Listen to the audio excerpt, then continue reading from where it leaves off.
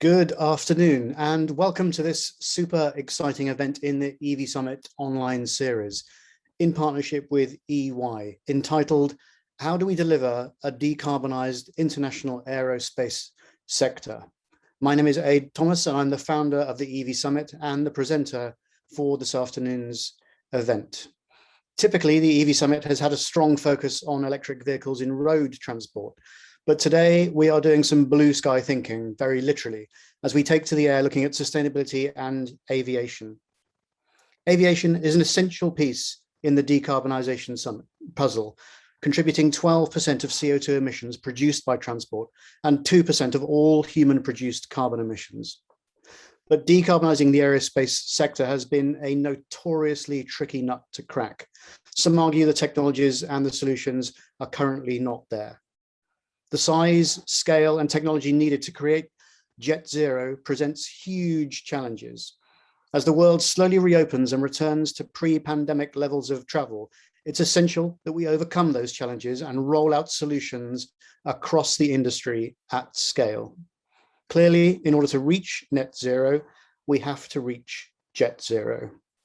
Just before I introduce our speakers, I want to thank our partner for this event, EY. EY are long-standing friends of the EV Summit, and we're delighted to have them as our partner and as our keynote speaker today. They are, I think we would all agree, a company at the forefront of innovation and agile thinking, helping companies rethink their business strategies and operating models for the digital and sustainability age. And now I'd like to introduce our excellent panel for today. And we have Matthew Ward, the UK lead on aerospace and defence at EY, Dr. Steve Wright, Senior Research Fellow, Avionics and Aircraft Systems at the University of the West of England, Dr. Harini Kulatunga, former Head of Solutions and Head of UK at Airbus Urban Mobility, Rachael, Everard, Head of Sustainability at Rolls-Royce, Katya, Akulinicheva, the CFO of ZeroAvia, and Matt Finch, the Policy Manager at Transport and Environment. We'll have the opportunity throughout this afternoon's session for live Q&A with all of these excellent speakers, so please do share your questions for them via the Q&A tab throughout the event. And now to introduce our first speaker, Matthew Ward from our EV Summit partner, EY. A note for our audience, do remember to send in those questions for Matthew with the Q&A tab. Matthew, thank you for joining us today. I'll hand over to you to give us your insights. Great, thanks Aid, and yeah, really looking forward to this panel discussion with colleagues, and I think we've got a great selection of industry, academic, and policy perspectives on how we can go to decarbonising aviation, which, as you say, is challenging, but it's also critical. So if I can just sort of summarise, aviation's role, the ambition of the industry, some of those technology solutions and the challenges and opportunities.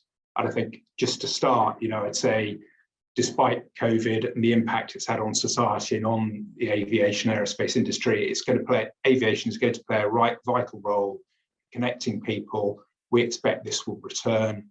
And more importantly, I think we've seen, the value of aviation through COVID in the supply of critical components and the growth in freight. We're seeing aviation recover. You can witness rapid increases in leisure as restrictions have unblocked. EY's aviation travel recovery tracker, which monitors UK and European travel. We anticipate UK travel will recover to 2019 levels by 2023 as our baseline, with continued growth to 2030. Global travel is going to perform in a similar way. It's going to recover and return to long-term growth. And that's going to be driven by continued prosperity and rising middle classes in emerging markets, and just our human desire to meet friends, family, and business contacts. So it's here to stay, and I think it's got a really vital role to play. IATA, which is the Air Travel Association, recently upgraded its target. It's got an ambition to net zero aviation by 2050. Clearly that creates technology and infrastructure challenges, and it will require regulatory support and access to funding. And the industry has already gone a long way in addressing decarbonisation through fuel efficiency, but it's increasingly important, and it's expected by stakeholders, including customers and passengers. So just to use EY as an example, we achieved carbon neutrality last year, and our goal is net zero by 2025. And business travel is a critical element of our carbon footprint.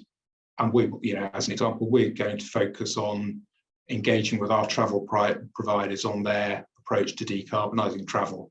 More broadly, we know global consumer, from our surveys of global consumer preferences, 43% of consumers want to buy from businesses that benefit society, even if that has a cost implication.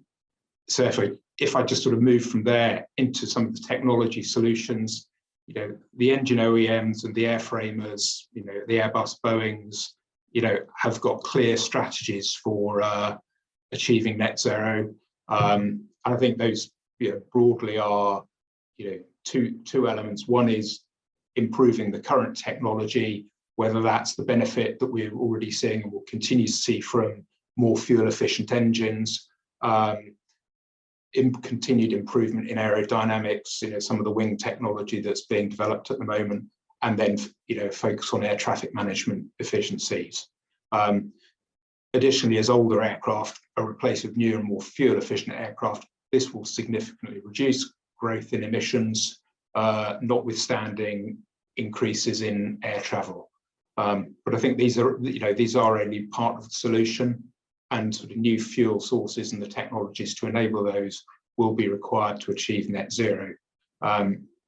So if I sort of turn to those, I think we've probably got 4 constituents in that sort of carbon and other emission reduction. So, the key near-term one is sustainable aviation fuel, partnering with carbon offsetting, but then, emerging technologies such as electric and hydrogen power. And there'll be sort of different time points to achieving those. I think, SAF, or sustainable aviation fuel, is the key, most attractive short-term solution. It can be used as a drop-in to current engine technologies, and it is critically important that we can green the existing global fleet. Additionally, more modern engines, Rolls Trent XWB, the UltraFan, are capable of using 100% SAF, which will enable decarbonisation of long-haul travel. Moving on, Airbus has clearly stated, hydrogen is its solution for 2025, and then electric, which I'm sure Rachael and can talk to. But this will reshape aviation, and some of the challenges are going to be around capacity. There's insufficient supply of SAF at the moment, and we need to scale that in a sustainable way. Multiple ways that we can talk about, increased use of renewables, nuclear for green hydrogen. Pricing at the moment is important. SAF significantly more expensive than kerosene. Technology improvements, economies of scale will enhance that, but also funding is going to be critically important from government, and then the attitude and support from government and regulators to encourage alternative fuels, whether that's carbon pricing in a similar way to some of the renewables pricing. But I think if we get that right, we get a sector which is sustainable and drives the world to a net zero solution. So I'll stop there. But thank you. Matthew, thanks very, very much indeed for those opening gambit remarks. Super overview of the sector and the dynamics that are unfolding at pace. Some great questions that have come in from our audience now.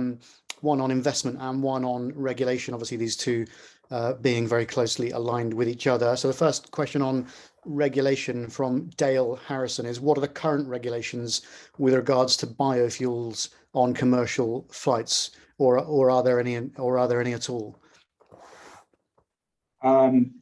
it's a really good question, and I think this is an area where there has to be a lot of there is emerging work that's being done. So it's a really complicated area, Dale, and I'm not sure that I am qualified from a technology point of view to talk to that, but it depends on the blend of synthetic and kerosene, or sustainable aviation fuel and kerosene, and certain engines are qualified for increasing levels of SAF.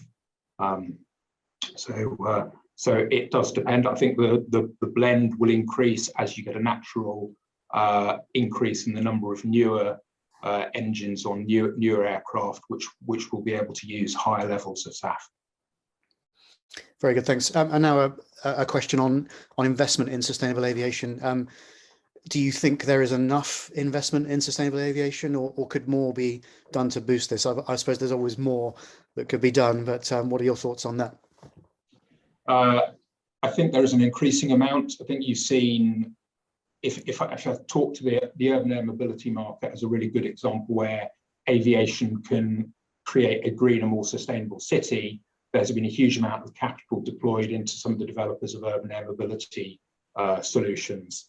I think you're seeing a number of hydrogen, and I'm sure Katya can talk to this, but you've seen the likes of airlines and fuel providers invest in a number of providers of alternative power. What I think is really important is the increased focus from investors on ESG and being able to, and as we translate the financial benefits of ESG, I think that will accelerate capital deployed into sustainable solutions, which will include sustainable aerospace and aviation.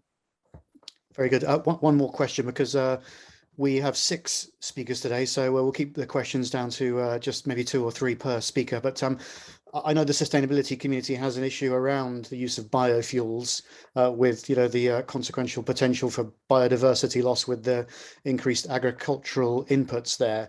So bearing all these factors in mind, do you think that hydrogen is really the most sustainable fuel for the future of aviation? What are your thoughts on that? It's a really good question. I think in the long term, potentially. In the short term, I think there are, creating SAF which is produced in a sustainable way, so it doesn't divert from food products, is critically important. Whether renewable energy or nuclear power to create green hydrogen to support the development of synthetic aviation fuel, that I think is a medium-term solution. Longer term, I think hydrogen has got a really strong role to play in this. Again, production of green hydrogen through, for example, nuclear power will be critical to enable that. Matthew, thanks so much indeed once again for those opening gambit remarks. We'll return to you as with the EV Summit format at the end to invite you to ask questions of your fellow panelists. But for now, thank you very much indeed. Right. Thanks, Aid. Thank you. Right, so next up, I'm super pleased to welcome Dr. Steve Wright, who is a senior research fellow in avionics and aircraft systems at the University of the West of England. A little word on Steve's history. He spent 25 years as a software, electronics and systems engineer in the aerospace industry, where he contributed to the design and then the development of the avionics for a variety of Airbus and Boeing airliners. Since joining academia, he's been part of the current revolution in aviation, enabling electric power and miniaturized computers, focusing on the development of novel airframes and systems for unmanned electric aerial vehicles, which I think he might show us an example of when we come to see him in a moment. As with all of our speakers, please do remember to keep submitting your questions for Steve and indeed for all the other speakers. Steve, welcome to this EV Summit EY event, and over to you, please. Hello, good afternoon. So many thanks, Aid. So firstly, let me introduce myself. Yes, I'm Steve Wright. There's far too many Steve Wrights in the world, but this particular one, as Aid says, I'm at the University of West of England. After 25 years in aerospace industry, I was at Rolls-Royce and then Airbus. And then 7 years ago, I switched into academia, and since then I've been entirely focused on electric flight with, as I say, manned and unmanned electric aviation. And so in that sense, I'm a perfect example of what this industry change is all about. And I have to say, in the time I've worked in the aerospace industry, 30 years, I've never seen anything like the changes that have occurred in the last 3 or 4 years. So let me set a bit of a technical scene for perhaps what we're talking about. And this will help to shape our thoughts when we're talking about it later. And the first thing to think about aerospace is weight. Weight is always king. And it's all about what can we do with a kilogram of equipment or fuel. And so one of the things that dominates aerospace, and it's particularly huge in this new world, is the energy density problem. In other words, how much energy can we cram into 1 kilogram of fuel or storage facility? So I won't bore you too much with too many numbers. I'm going to halve my audience with every number. But suffice it to say that let's start with hydrocarbon, with petrol or kerosene, and that has over 40 megajoules, just 40 units of energy per kilogram of weight. The rather entertaining one as well that I always hold up is good old lard, food of champions, the natural world. That actually has 37 megajoules, 37 units of energy in a kilogram of lard. And that gives us a clue as to why nature's so good at making unmanned aerial vehicles. I don't see one up there right now. That's the window. And because we've got this very, very effective fuel. Another example I always cite as well is good old dynamite, a stick of dynamite. Although funnily enough, dynamite doesn't have a very large energy density. It's only got about 5 of these units per kilogram. But of course, this gives us an insight now into the differences between these different energy sources. It can manifest that energy far more quickly, far more power and punch than the conventional fuels that we're used to. So that now brings us on to the battery technology that we've got at the moment. And as I say, I'm going to talk chiefly about electric at the moment, because sooner or later we're always dealing with electric. And current batteries only about 2 megajoules per kilo.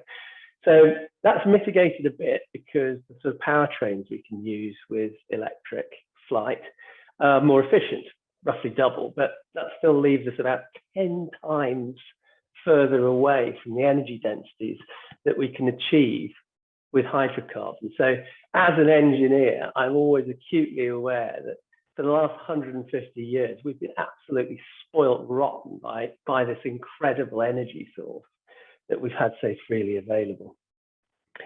So that's the bad news. That's the hard bit. But let's think about what electric flight and alternative propulsion systems can do. What does it do better? And it does happen. Well, the very first thing is power. So to give an example, I can make a drone, and we built a drone a while ago that did 0 to 60 in 0.9 seconds. So roughly twice as quick as a Formula One car. So quite a spectacular achievement, given the small size and small cost of these sort of vehicles. And that's in the unmanned domain. The other aspect that electric flight allows us to leverage is flexibility. What do I mean by flexibility? It means that we can sprinkle propulsion systems all over our aircraft.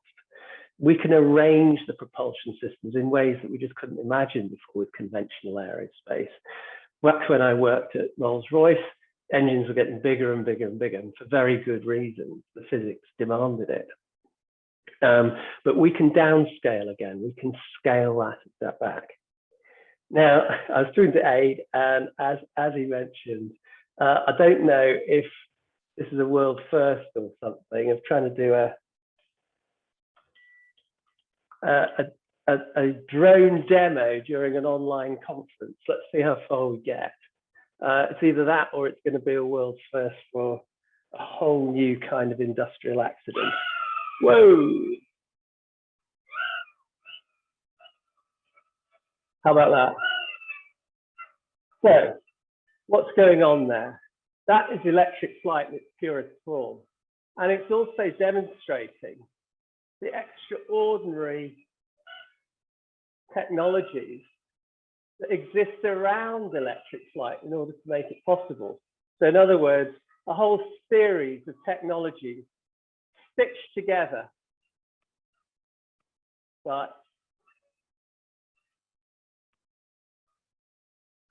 generally computers. Every time I do that experiment, it just astonishes me. I know the physics, I know the technology, and it still just bowls me over every time. So that's what we can do. We've got flexibility, and it also gives us an insight into how this migration is going to take place. We're not really just going to have drop-in replacements for the existing technologies we've got. That's going to be a lot smaller.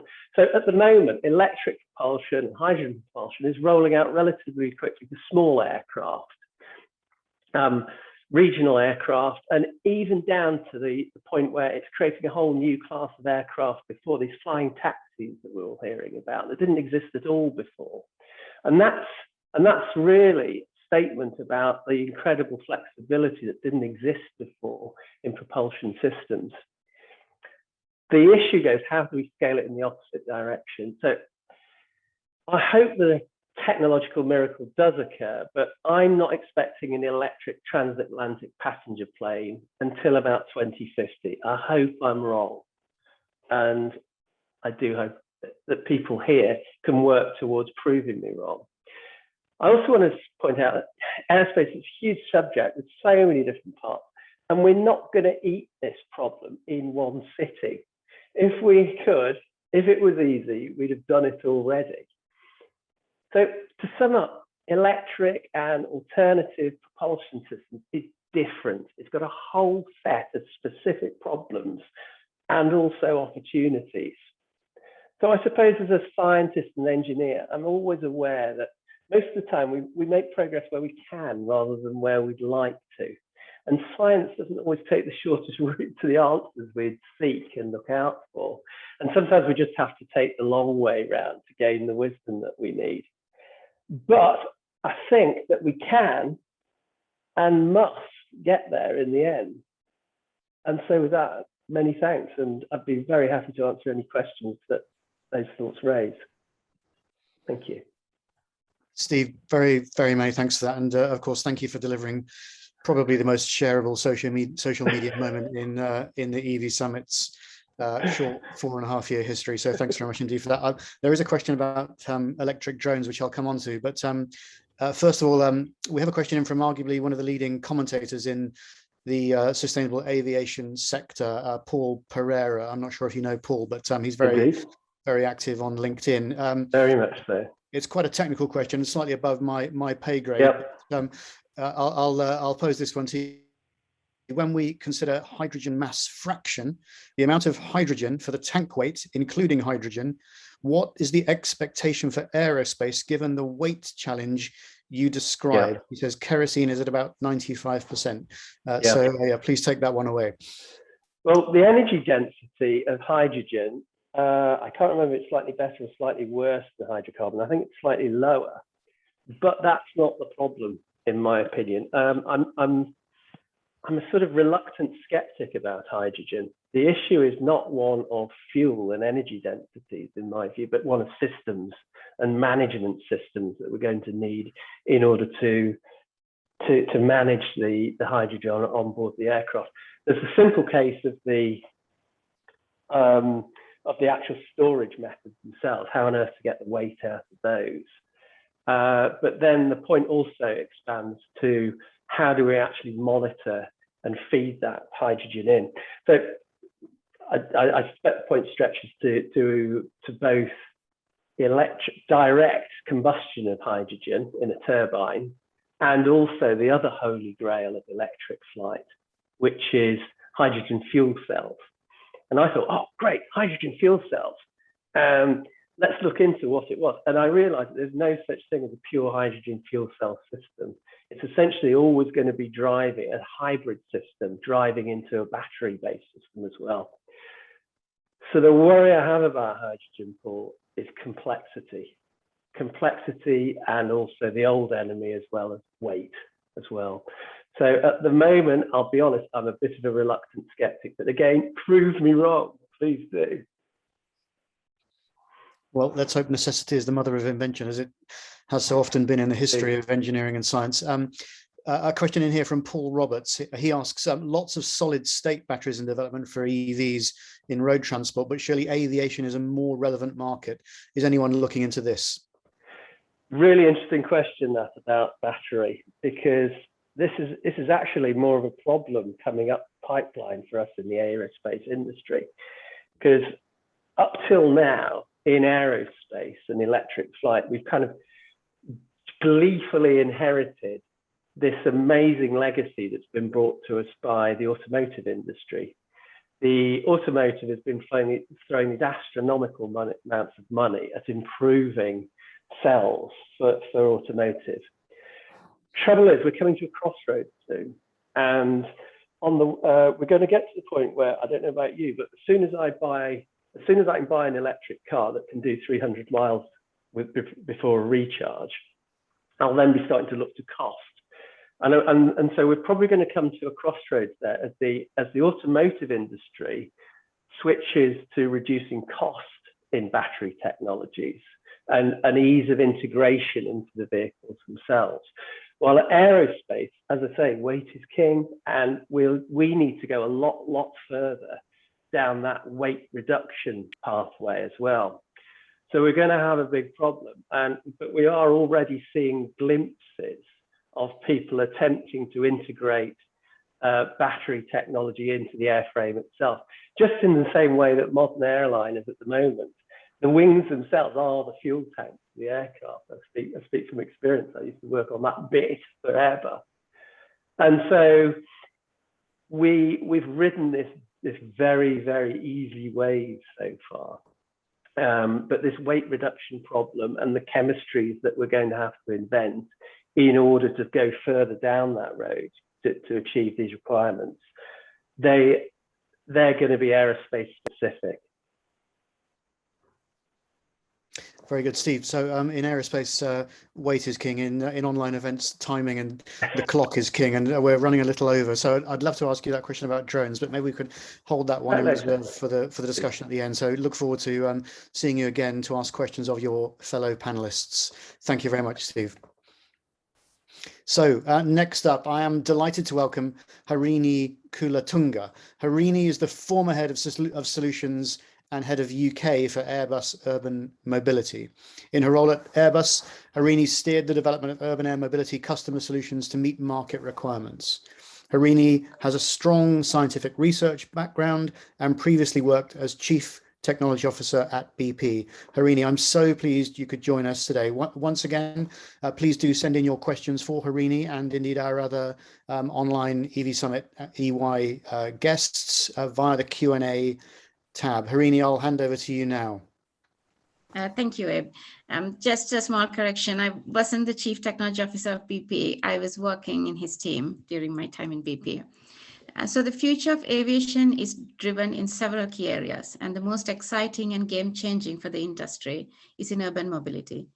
Urban mobility can encompass potentially profitably sub-regional travel from city to city, but most understand it to be a service to provide time savings in congested metropolitan areas or airport to city center travel. The vehicles that will enable this travel range from 2% to 15% electric aircrafts, or more popularly known as air taxis, or drones even. The speed of technology development has demanded the change of approach from every area of aviation, and that goes beyond design, certification, and regulation to policy, safety, public acceptance, infrastructure, construction, and not to mention on-demand booking services to the consumer. This has also demanded rapid development of new skills in understanding and developing these complex systems. While in the last year itself, we have seen about $4.3 billion raised in investments for air taxis, the most challenging hurdles with certification and regulation associated with building these vehicles and integrating them into the airspace. Apart from the technical challenges, there's also the noise and public acceptance of these technologies. And cities need to play a key role in introducing these technologies, similar to electric vehicles, as the responsibility of licensing operators, permitting routes, determining infrastructure locations will all be up to national and local authorities.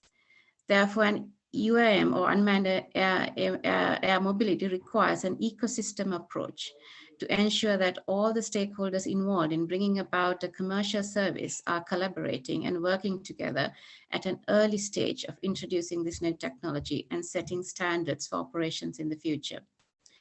So the UAM ecosystem encompasses the vehicle, as we always hear on the media, and it's the exciting part of this, but also unmanned traffic management, infrastructure, the operator, and the services that needs to make this happen. So several areas to consider in commercializing these air taxis, who could be the precursor to trialing new electric vehicles, aviation vehicles, are profitability, infrastructure in cities, and certification and investment. So there has been a question on how profitable is it to develop these services in cities. So there are several commercial enterprises that had operated using spare capacity of helicopters to prove the demand models that could potentially be satisfied by air taxis in the future. For example, in Sao Paulo, Brazil, there had been air taxi services operated using helicopters. Therefore, it's especially interesting in recent years to look at the deals that Avalon has done with GOL using the UK's own air taxi company, Vertical Aerospace. Now, they predict a cost of $1 for one person to travel 25 miles. And when they launch a commercial service to offer a ride at the same cost as an Uber. Now, cities similar to Sao Paulo are Tokyo, Delhi, Seoul, and Shanghai. So the emerging UAM commercial services in Asia Pacific regions and in India will be interesting to watch due to the predicted similarities with Sao Paulo and the potential profitability of these services when they start launching around mid of this decade. Embraer, for example, one of the more traditional aerospace companies, has agreed to provide about 100 vehicles to an operator in Asia Pacific region called Ascent to fly in 2026. So the second puzzle in the UAM ecosystem is infrastructure and the cities. This is quite a complex challenge because of the multiple stakeholders that need to come together from commercial, regulatory, and construction sectors. And the cities need to understand quite a complex puzzle in certification. Even though they're set by the authorities, the cities still need to understand certain requirements. They need to understand infrastructure positioning when it comes to vertipads and vertiports, noise pollution and public acceptance, and finally construction laws and how to build new laws and implement them. So they need to think about how to integrate these new vehicles into existing city infrastructure. And the priority for cities will be very different from the priorities for aviation. So the cities, the priorities would be to maximize equity and accessibility for everyone, or as many as possible, on top of increasing commercial activity in those cities. And therefore, they need to consider the entire transportation network and optimize traffic flow and understand the impact of introducing these urban air routes in the sky, as well as how to gain public acceptance through services such as emergency services gaining priority over other services for air taxis. And many cities have launched certain initiatives, such as Los Angeles, to work with all these multiple stakeholders to understand how to form policy and new laws and zoning rules to enable planning, route identification, location identification for these new services to be introduced sooner rather than later.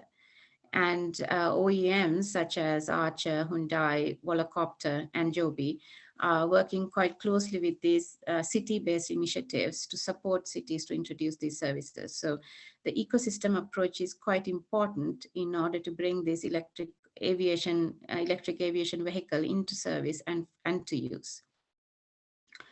And there's one area where it does overlap with EVs, and that's in infrastructure and charging.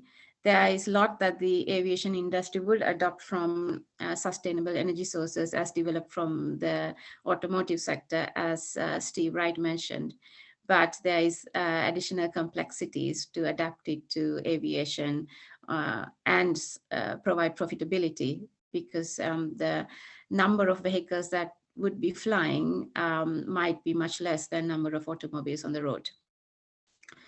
Now, OEMs probably will not invest in real estate. Therefore, the high likelihood is that they will collaborate with cities to work on an open system when it comes to infrastructure. That is, the infrastructure that is built for landing and takeoff of these vehicles would have an open system, that is open standards that are defined and shared between the OEMs. And this is a promising outlook, because that could help in further speeding up the introduction of this vehicle into cities if standardization can be achieved on the ground on how these vehicles operate. And there's still, of course, an open question of unmanned traffic management, whether that should be provided centrally, subsidized and as part of the infrastructure, or should UTM services be a separate commercial service provided by third parties, such as how communication companies provide services for mobile phones today. But of course, the role of UTM will be very different in terms of guaranteeing safe integration of these vehicles into urban skies, as well as in the future, maybe 10 years down the line, enabling autonomous flight. So the other jigsaw in the puzzle is certification. There are two main authorities when it comes to certification globally, and that's EASA and FAA. And EASA has certain certification frameworks published for early certification of some of the air taxis, and they foresee commercial services being introduced in mid of this decade, so 2024, 2025. And they predict the first vehicles to be certified vehicles to fly at that time would be Lilium and Volocopter. And each vehicle would take about 4 to 5 years to go through EASA certification process, and 5 more years on top of that for autonomous flight to be possible. And as I mentioned earlier, the investments in this sector seems to be speeding up. I'm not sure whether it's the impact of the pandemic, but there has been a record investment in this area in the last year. And there's been 83% rise in investment over the last 5 years. If we look at purely at investments, Joby Aviation has been the most successful, which also incorporated Uber's previous flying taxi business. But when we look at orders, it's slightly different. In terms of orders, by Aerospace, much more lesser known, has about 250 million in orders placed. Beta Technologies has an order of up to 150 vehicles placed by UPS, and Vertical, a UK-based company, has orders of over 1,000 vehicles. So there is a slight difference in the way investments are going as with respect to orders. So this is an exciting area, and Airbus, for example, considers going forward their strategy that these vehicles will be the test bed or prototype for them to look at how electric flying vehicles, the large electric flying vehicles, could be developed. But as Steve mentioned earlier, it's a challenge, and I agree with him that it's very hard to see a transatlantic electric jet flying till 2050. Harini, thank you very, very much indeed for those super insightful remarks. We're running a little over time, so we've only got time for one question, I'm afraid, but it's a really interesting one from Richard Helen, who asks, would it be easier to trial sustainable aerospace infrastructure needs in a rural or semi-rural context where barriers to adoption might be lower, even if this is not as commercially a viable option as a pure urban setting? What are your thoughts on that? There is currently many trials happening in rural settings, especially for drones, not for air taxis. And I suspect that the initial trials will be in rural areas before it gets translated to urban areas. The certification process for vehicles require a certain number of flight hours before a vehicle is certified. So I suspect that there will be trials happening today in rural areas to enable this to happen. And the first commercial flights that are introduced will probably be on predefined routes. And those predefined routes might be over unpopulated areas. So for example, disused railway tracks, or over forests, or areas which in case of accident, does not impact on urban population. So she's right. Most probably the first routes will be in remote areas, but ultimately the profitable routes will probably be in urban areas for these vehicles, especially the 2-seaters to 4-seater vehicles.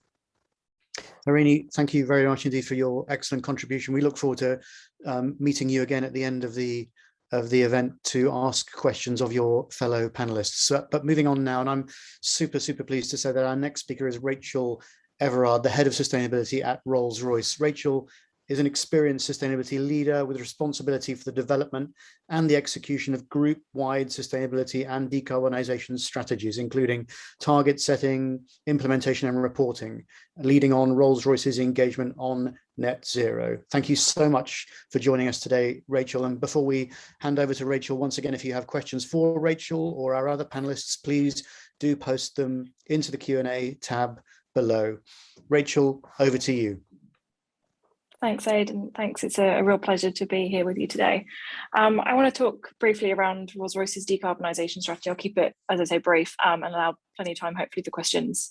I'm really proud that Rolls-Royce was the first and actually currently the only aerospace manufacturer to join the UN Race to Zero campaign and commit to reaching net zero value chain emissions by 2050. And it's a pretty big goal. And we've heard a little bit today around the climate impacts of aviation. And we expect that to increase proportionately as other sectors that are easier to abate or easier to decarbonise around us achieve that more quickly.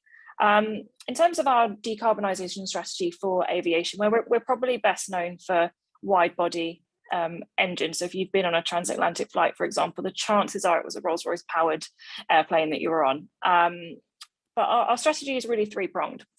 And I want to talk a little bit about each of those in turn. We're continuing to pursue the efficiency gains that we have benefited from throughout our history. I think it was Matt mentioned earlier, the Rolls-Royce Trent XWB is the world's most efficient large aero engine flying today, and we're really proud of that. But we can't stop there. We're looking at our next generation of aero technologies and looking at the efficiency gains that can be found. And we really are, though, pushing the boundaries of physics there. And our engineering team are doing all they can to eke out every last bit of efficiency from the gas turbine engine, but then looking at electrification and other technologies to really come in and support there. Another really important part of the puzzle around decarbonising aviation is the fuel that you put in the aircraft or in the engine. Traditionally, conventionally, that's been fossil fuel based.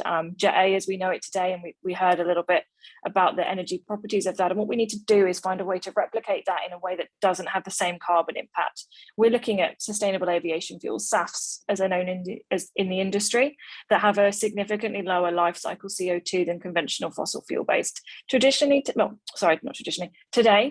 you can achieve around about a 70% life cycle CO2 saving compared to fossil fuels. And you've got about 7 pathways for sustainable fuel creation that are approved for use in commercial aircraft, up to a blend of 50%.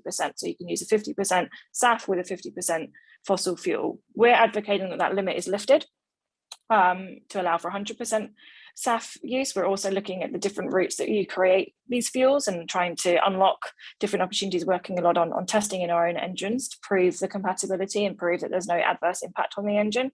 But really what we're trying to do is accelerate the availability of these fuels. It's only around 0.1% of 2019 aviation fuel use came from a sustainable source.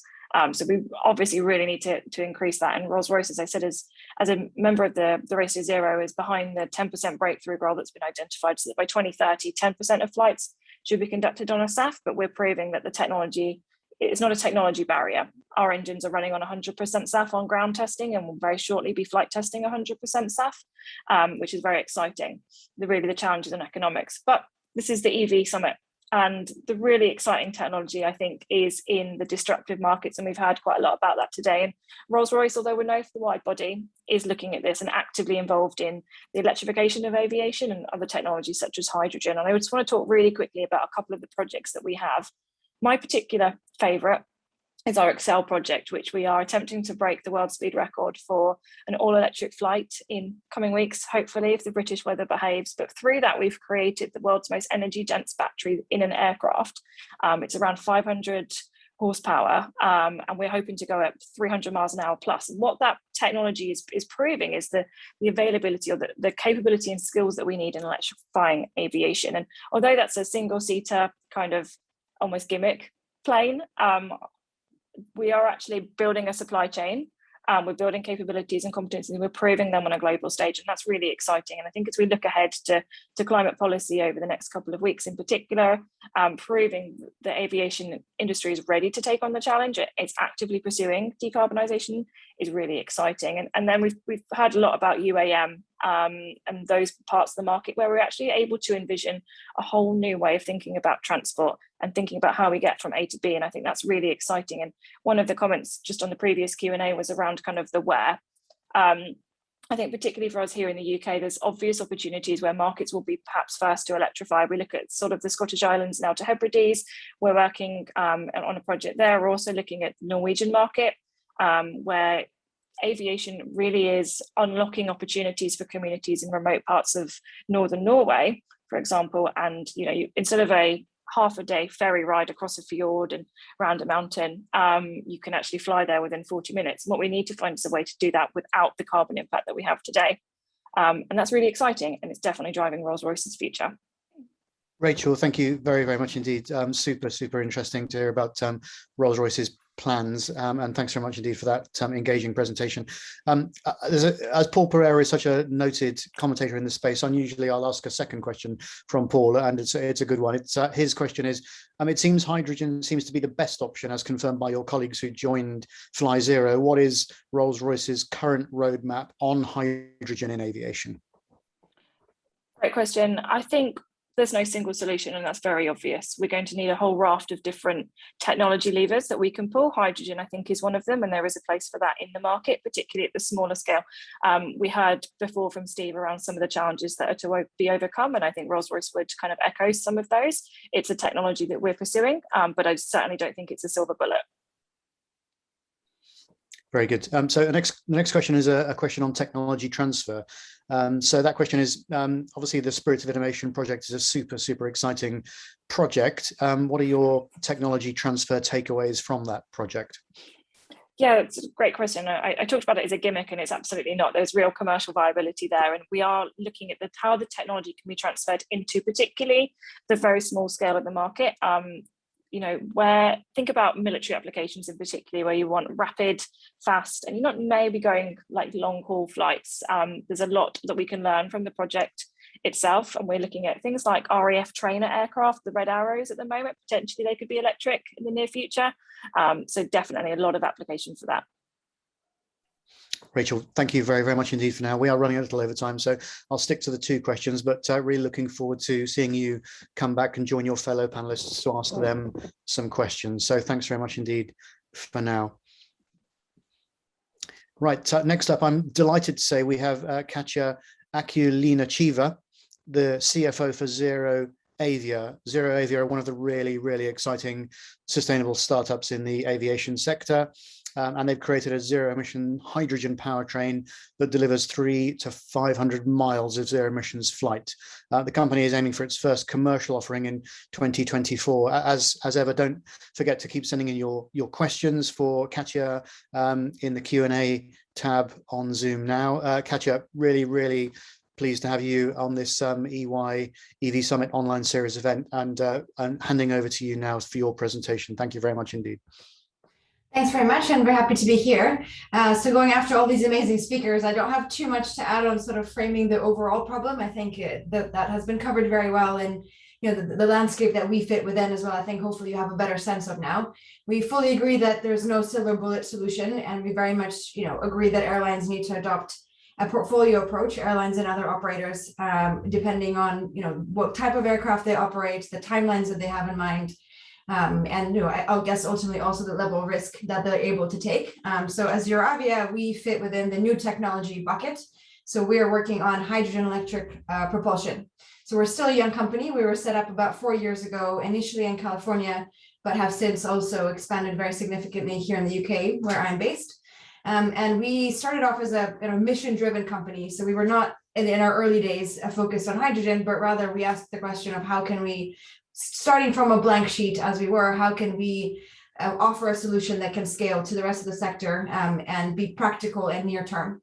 And eliminate emissions altogether rather than offering something that's kind of hybrid and an incremental reduction.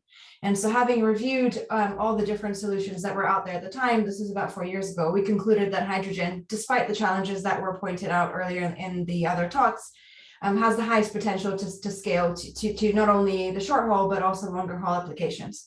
So we decided to go with a hydrogen electric approach for the reason that it combines the fundamental properties of hydrogen and the possibility of having an entirely green molecule if produced from electrolysis, but then also with an ultimately more efficient system that's not based on combustion, but is electric. So that was kind of one choice we made early on. Secondly, we decided to focus on existing segments of aviation. So we're not currently going after the eVTOL market, but rather we're going after an existing footprint and trying to help airlines eliminate emissions from routes they already operate and passengers and cargo that they already transport. And then finally, we decided to be a propulsion company, so working with airframe manufacturers and offering them a repowering solution to their airframes rather than redesigning the whole airframe from scratch. Long term, we do believe that airframes should change and can change to accommodate this kind of propulsion approach. But we wanted to start by focusing on the real bottleneck to reduce our time to market and also, again, allow airlines to repower aircraft that they already have in their fleets rather than only limiting them to buying new airframes. So that was kind of the framing for our approach. And in the last 4 years, we've done quite a lot, we think. So we've so far developed 2 prototypes for 6-seat aircraft. And we, about a year ago, flew the world's largest hydroelectric aircraft here in the UK at Cranfield. And then this year, we started working on a powertrain for a 20-seat aircraft, which we expect to fly for the first time by the end of this year, and then conduct additional flight testing over the course of next year and start the certification process with a view to introduce that product to the market in 2024. And then subsequently to that, we'll be introducing a powertrain for the regional turboprop segment, so kind of 50 to 80 seats, with a view to introduce that by 2026 to the market. And just maybe closing on sort of some of the challenges that were highlighted earlier, and also some of the things that that we devote most of our effort on. So completely echo the certification challenge that's been discussed already. So that's also applies to us because there's no rule book, there are no data points, and while we've been consulting both CAA and FAA throughout our journey so far, it does remain a risk, and it is something that is beyond our control and that we do expect to be a hurdle, but hopefully there will be coordinated action to help us accelerate that process. Infrastructure, so completely agreed again with everyone that today, if you turn up at an airport, you can't get green hydrogen and you can't get it at a viable price. However, we think that actually electrolysis can be a very attractive business on its own. And by our calculation, anything above 6 flights a day starts to look attractive from the owner of the electrolysis equipment standpoint. So we actually think that aviation is a really good use case for that, and because it provides concentrated demand and it can be used as a very helpful anchor for the hydrogen economy and actually kind of accelerate the rollout of that rather than the other way around. And then finally, I'd say the other sort of missing accelerant is this availability of risk-taking partners. So for what we can't do what we do alone. So we focus a lot of our efforts on striking partnerships with value chain participants, so our suppliers, airframe manufacturers, but also importantly with our customers, to be able to test our solution in real operating environments and sort of get that sort of quick iterative feedback. So that's something that is particularly difficult in this sector, but over the course of the last couple of years, we have seen greater appetite for different types of players to join on that journey. So those are just a few themes I wanted to highlight, but yeah, I'll probably stop now and see if anyone has any other questions. Yeah, thank you very much indeed. You spoke about an appetite for partnership. You're the Chief Finance Officer, so a question from me about investment and the appetite for that investment. It's obviously a super pressing problem. Do you see that problem being solved through the flow of investment capital into the sector? Yeah, so I'll say that, so I've been in my role for 2.5 years, and the landscape has really changed. When I first joined the company, there was much less appetite to invest in the sector, in particular to invest in new propulsion that has some of the risk elements that we've already discussed. But over the course of the last year, and in particular through some of the, I guess, implications of COVID, we've seen a much greater appetite. So today things are looking good from the private capital standpoint, but that being said, you know, there's always cycles in the market, so we can never predict what will happen next year. So I think at least some of those, I think, are fad investments into ESG, eVTOL, this, that I'm not certain will stay at the levels they are in today. But I think beyond the private capital, there's also greater and greater availability of public or kind of sort of subsidized capital in the form of loans and things like that, that is starting to go into what the kind of things that we're working on. That has helped us already as a company. So we've gotten about $14 million committed from the UK government for various parts of our R&D. We've seen other programs pop up around the world, and there are more and more sort of hybrid subsidized instruments available to support companies as we actually scale up, you know, to the point where we start to produce our technology. Very good. You answered my next question, which was going to be about public sector investment. So thanks for that. You mentioned partnership and a question on that. So how can the aviation sector collaborate with automotive sector partners to accelerate the shift to zero emissions flights? Yeah, I think there's great potential to collaborate there because, first of all, some of the technologies, while we're solving for slightly different constraints, a lot of the fundamental technological components are similar. So I think there's learnings from the history of innovation in the sector overall with kind of battery technology, fuel cell technology, but also generally kind of innovating in the overall system design space. So that's kind of one. And I think the second area where we're looking to that segment is manufacturing capability, production setup, some of those kind of more logistical areas where I think there's a lot to be learned from some of the new automotive entrants and how they've built their businesses basically from scratch in a decade to rival some of the kind of largest automotive companies that are, you know, that were already in existence. So those are probably the two areas where we are keen to get strategic input.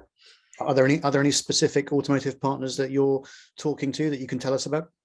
Not yet that are public, but you know we're sort of exploring a number of partnerships at the moment. I think our primary focus in the first 4 years was on our direct supply chain partners that are supplying into our powertrain system, as well as you know, airframe manufacturers and airlines with whom we will be directly interacting. But there's definitely the kind of broader landscape that we're also looking to build up around us. Are there any specific automotive partners that you would like to speak to that you could put a call out to here now? Well, I think probably of particular interest are some that have more experience with fuel cell technology. So some of the kind of, you know, Asian sort of Toyota, Hyundai, those kinds of players that have just had more experience experimenting with automotive applications of that. Very good. Thank you very much indeed. Katya, super insightful, and we look forward to bringing you back to ask questions of your fellow panelists shortly. But for now, we will move on to our final speaker for today. So I'm delighted to be bringing in Matt Finch, who is the UK Policy Manager for Transport and Environment, the highly respected Brussels-based NGO. Matt has worked on climate change policy for the past decade and joined TNE earlier this year. His focus has been on aviation and UK electric vehicle policy. Prior to that, he was director of a mid-sized consultancy. Matt, I think will be keeping us real in the discussion for the rest of the EV Summit EY online series. Matt, thank you for joining us today. As with all of our speakers, please do pose your questions in the Q&A tab. Matt, the digital floor is all yours. Thank you very much, Aid. So I'll look at things from the normal aviation point of view. So as the previous speakers have said, there's a few ways to decarbonise aviation.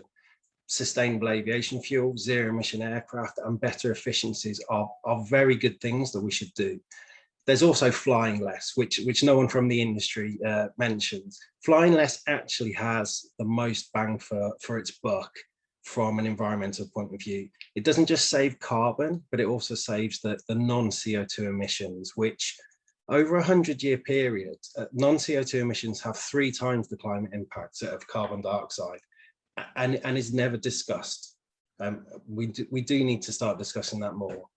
Better efficiencies are a no-brainer, and it's great that people like companies like Rolls-Royce are constantly tweaking and making their engines better.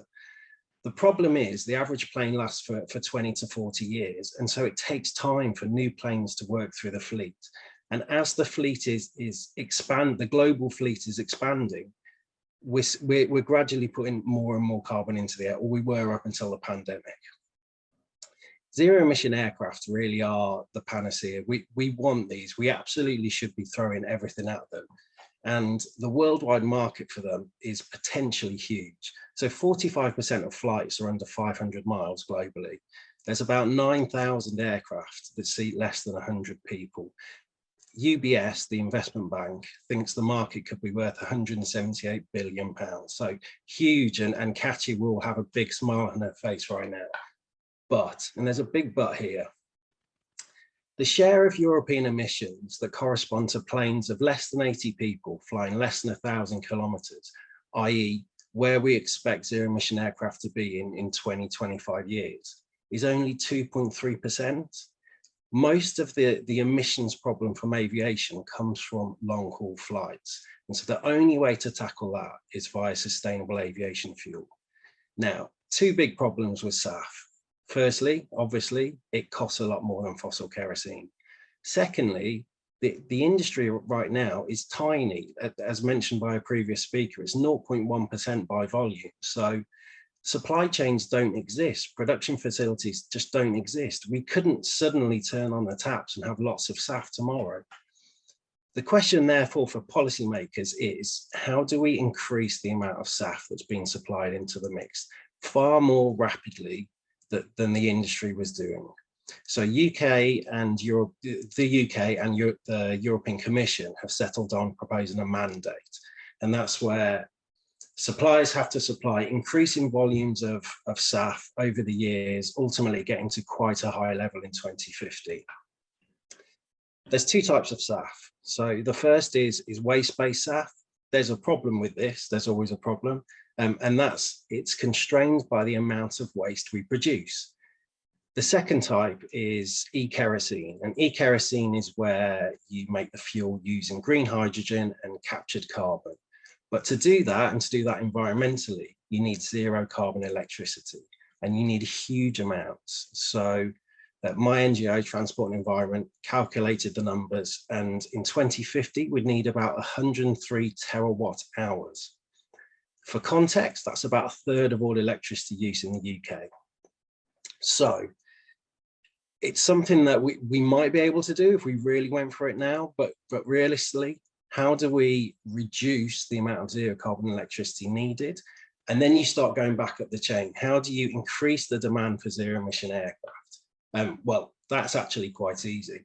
You require airlines to use them.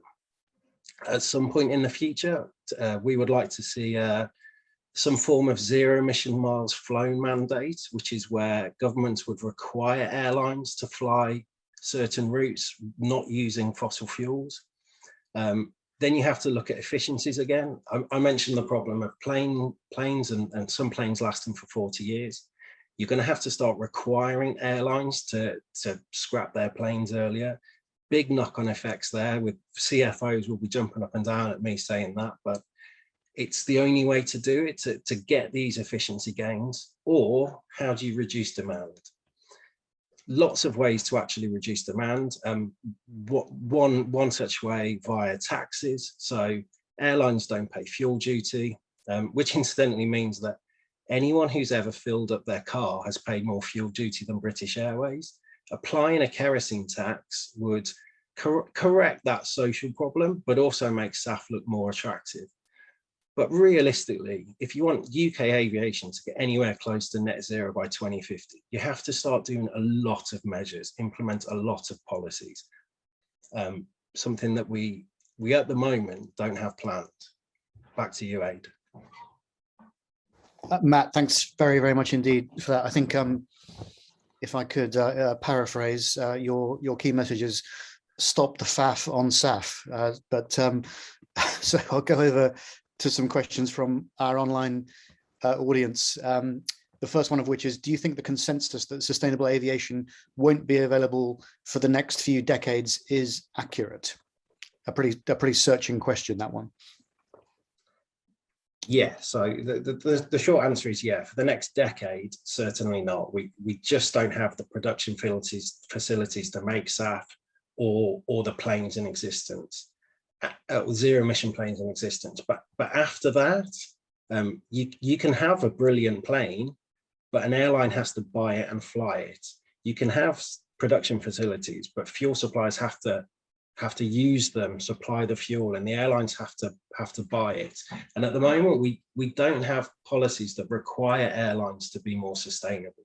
So we have some announcements from some progressive airlines, notably British Airways, but nothing from EasyJet, Ryanair, Jet2, Wizz Air, etc., etc., etc. So yeah, short answer is next decade, no chance. Decade after that, potentially. I did suspect you'd keep us real, Matt, and I think you certainly are doing that. The next question is, would you advocate a personal tax or charge for frequent long distance flyers, or do you think these changes should come from governments? The changes have to come from governments ultimately. Would I advocate a frequent flyer levy, which is, I suspect, what the question is. It's not a bad tax because in the UK, 70% of flights are taken by 15% of people. So the problem isn't a UK-wide problem; it's a rich people in the UK problem. I think the aviation industry should pay more tax. I.e., a kerosene tax makes perfect sense because everyone pays fuel duty. It's part of the taxation system that we tax public bads, and things that produce carbon are public bads. Okay, thanks very much indeed, Matt. Final question before we hand over to we bring our panel back to ask questions of each other. So this is quite a long question, but it says, you say that long haul flights are the most emitting in relation to carbon, and the only way to reduce this is via SAF or reducing demand. Question, would you recommend things such as cargo being sent in other means, such as sea freight, or ultimately do businesses shipping cargo look at both cost and transit times? So do you think it's not viable to go over to meet this demand via other means?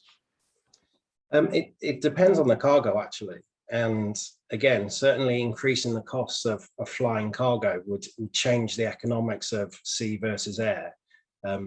Saying that, a lot of cargo actually comes in the belly of passenger aircraft. And so this is a good use of space, that if you presume that the plane's going to fly anyway.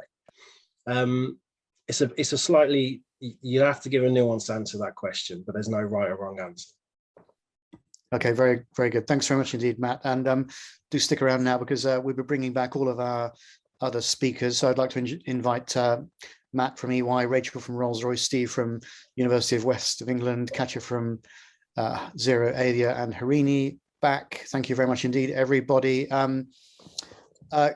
Does anyone have a particularly pressing question? I think probably, Matt, you have a question to the entire sector. What would you like to begin with? A question to your fellow panelists, please?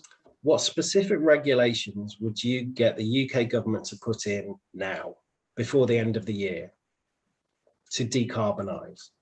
Well, I'm rather entertained by this one because no, not entertained. I'm challenged by this one. So the problem we've got, and you're absolutely right, the obvious thing is we tax fuel in the same way we tax road fuel in order to raise revenue and control demand as well. Problem is it's got to be done on a global basis, isn't it? Because, and I'm at, okay, so this is where we disagree, but I was about to say I would have been very skeptical about the ability to coordinate globally taxation policy, but this whole business about corporate taxation that's been struck in the last couple of months actually makes me quite sanguine that it's a possibility that we could have some harmonization of taxation around the world. So I suppose to answer your question, what can we do this year?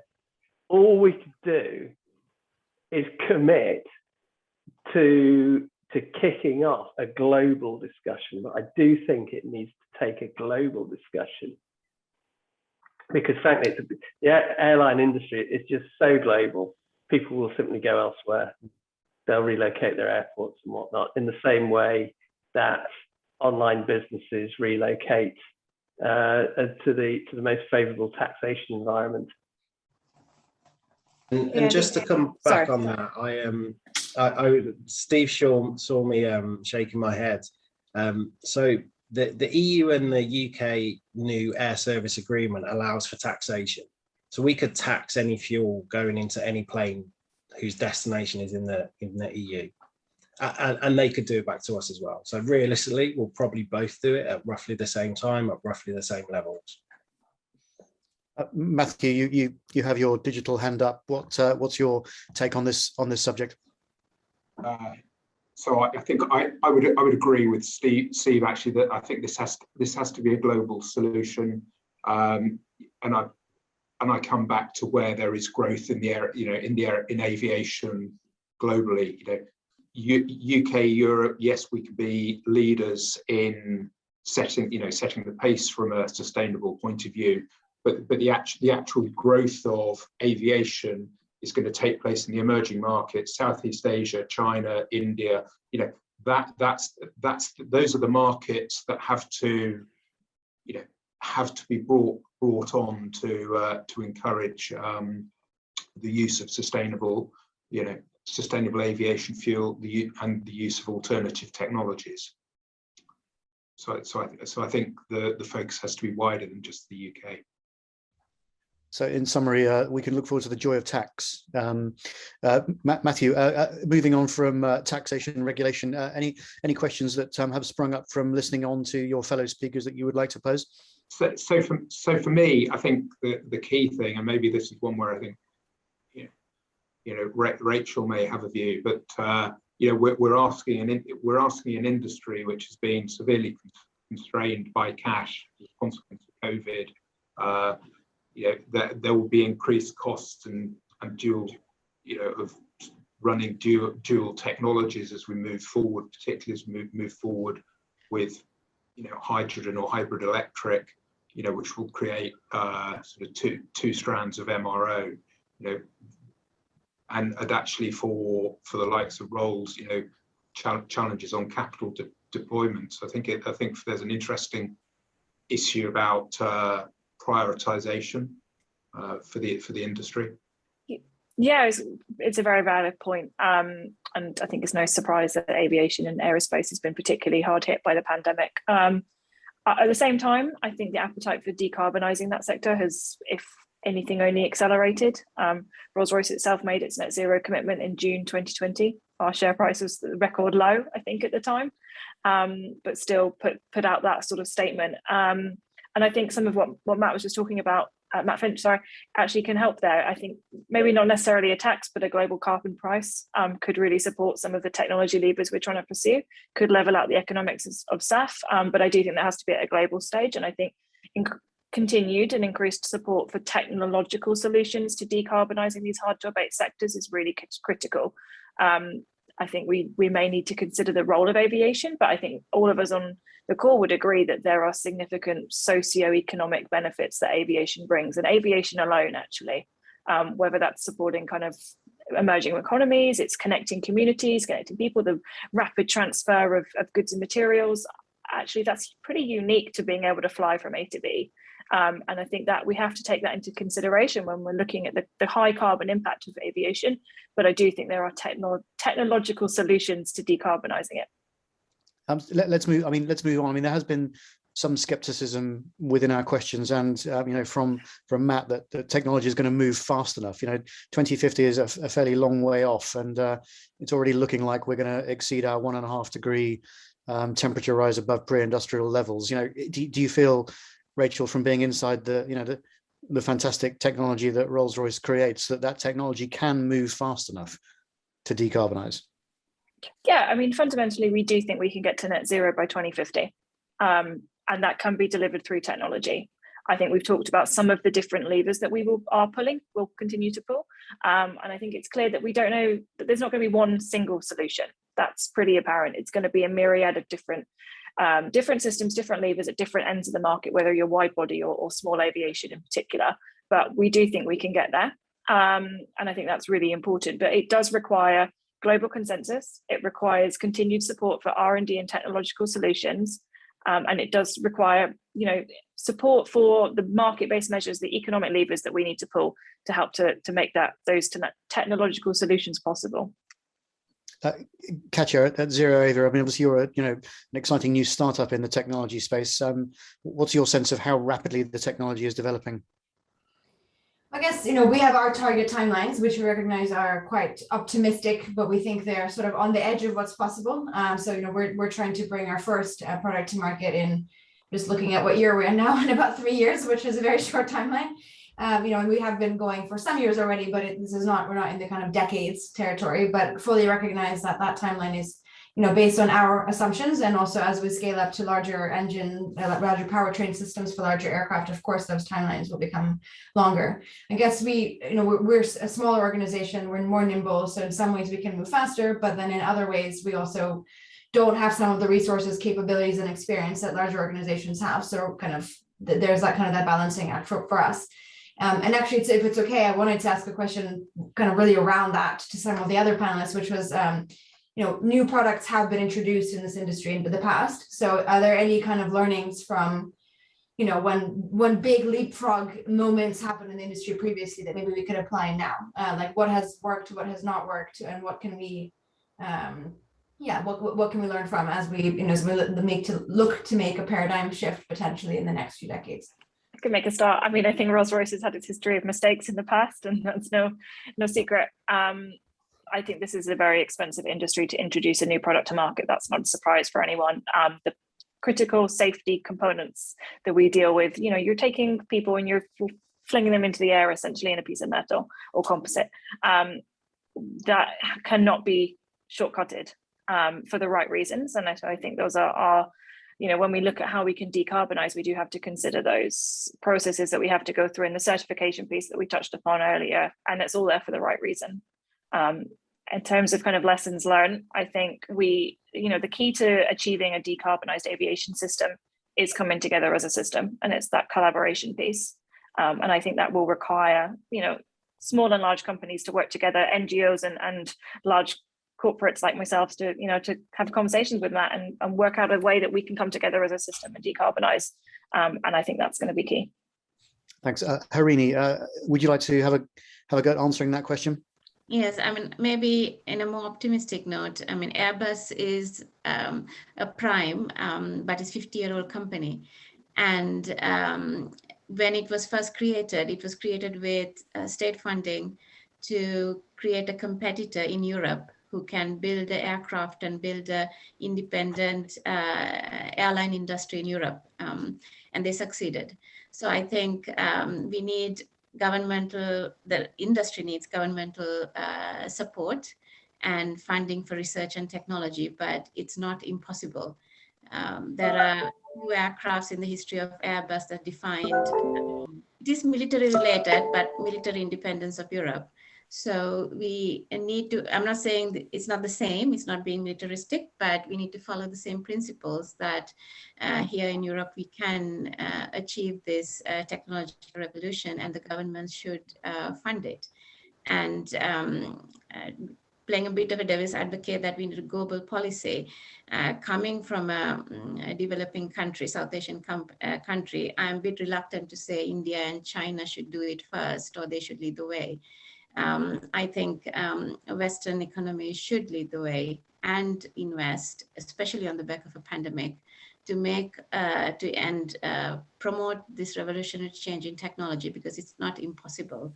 Airbus did it. Airbus is a European success. When I say Europe, I include UK. It's a European success story, and Europe should do it again in this area.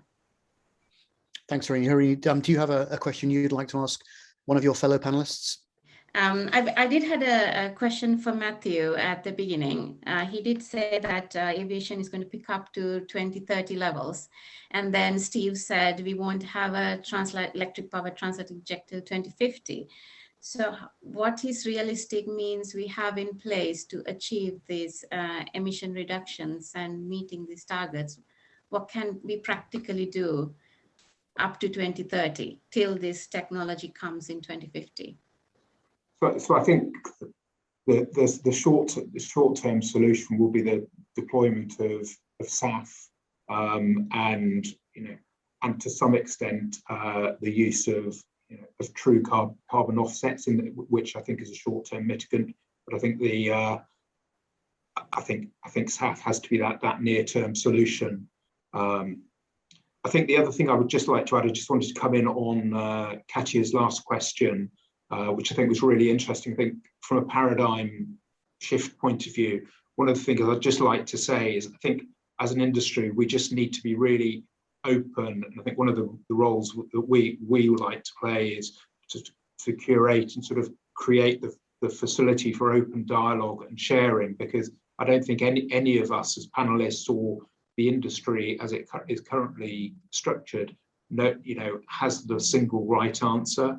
So I think we need to really work together to be open about solutions, and that may be that competitors in one area have to collaborate and partner to derive solutions in other areas. And I think understanding, being in a very transparent way, the costs and the opportunities for both partners in that situation is really important. Thanks very much, Matt. Steve, can I invite you to ask a question, please, from the discussion so far? Anything leaping out to you that you'd like to ask your fellow panelists? Absolutely. What I'm seeing is I completely agree with Matt that we're playing the game of stopgap solutions in trying to implement a roadmap towards this 2050, my dream transatlantic electric hop. And I see it as a variety of technologies are able to get there. Speaking as an Airbus and Rolls-Royce alumni, both of which I have the deepest affection for, do you think the large incumbents are capable of adopting the radical technologies? Because my personal opinion is that, so for example, burning hydrogen certainly burning SAF and potentially burning hydrogen is sufficiently derivative from existing technology that Rolls-Royce and Airbus can swallow that and implement it. The other side of the coin is battery, and also in the same camp as that, I think of as hydrogen fuel cell. And I think that's going to be it's going to have to need the startups to implement that. Can you, any of you, disabuse me of my opinion? Prove me wrong. Who would like to answer Steve's highly insightful and tricky question first? Yeah, I give it a go. I don't think it's a case of one or the other, actually. I think I come back to that point on partnership. I think an incumbent like Rolls-Royce has to work in partnership with partners across the value chain. And I think there's a lot we can learn from the agility and the pace that a startup or a small organization can move at. And Rolls-Royce, for example, has partnered with Vertical Aerospace on their electric aircraft. I think we'll see more opportunities like that, where a large incumbent works with the large and the small. Rachael, any plans to work with ZeroAvia anytime soon? Maybe. Take that one offline. Great. I think it's a genuine point. I think we all need to be working together if we're going to make this a reality, and we're going to see the change in the transport system that we're all asking for. Steve, your question was to the incumbents and the startups. So shall I hand that one over to Katya as well? Yeah, absolutely. We'd love to work with larger players. I think, as I mentioned earlier, we recognize that, building a company like this from zero, we've grown from 20 to 80, but that's still a long way to go to what we need, to certify a product family and bring it to market with all the maintenance, kind of production, post-sales, all the kind of ancillary sort of things that we need to put in place. To be very honest, we've explored a couple of these, and we've struggled a bit to figure out exactly how to do it in a way that the relationship is a bit more balanced, because we have a lot to lose and a lot to gain potentially, but it's been harder for us to figure out how to structure such a partnership in a way that we didn't effectively give away all of our IP sort of knowledge, and it was truly a partnership. We hope to figure that out, but so far we have not been able to do that yet with someone who is kind of operating directly at the same level as us, so kind of an engine player rather than someone that's up or down the value chain. But we would really like to figure that out, because certainly from testing, certification in particular, we think that's where we would need a lot of support from partners. Harini, Harini, would you like to come back to Steve on that one? I do agree that it's harder for established companies to suddenly change the way they operate and create a more agile and smaller vehicle. I've seen that firsthand. So I think this needs to be a large company and smaller companies working together. And right now, the startups are setting the pace in the smaller vehicles because it's achievable to a certain extent. But the interesting thing I have noticed is the regulators who have got so used to working with the large companies are adapting to working with smaller companies. And they're trying to change their practices, trying to change the timescales in which they respond to smaller companies in order to support the smaller companies. So I see something positive coming up, especially because of UAM, that the authorities are changing the way they work as well. So it's, I think startups coming into this space has created a lot of kind of rejuvenation in the industry and has posed a challenge to established players and have made them rethink in certain areas how they also change and face the new challenges that are coming their way. And I think it's crucial for them, as Rachael mentioned earlier, to keep their share value high to show that they can innovate and also work with startups and other companies who are emerging in this. Harini, thanks very much indeed for that contribution.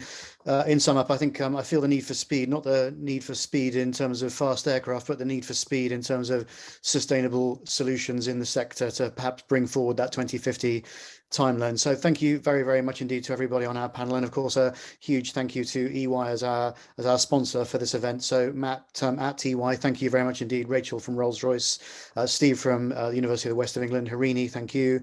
And Katya from ZeroAvia. So thank you very much indeed, everybody. And I'd like to conclude this super insightful EV Summit EY discussion looking at the decarbonisation of the aerospace sector. Thank you very much indeed, and goodbye.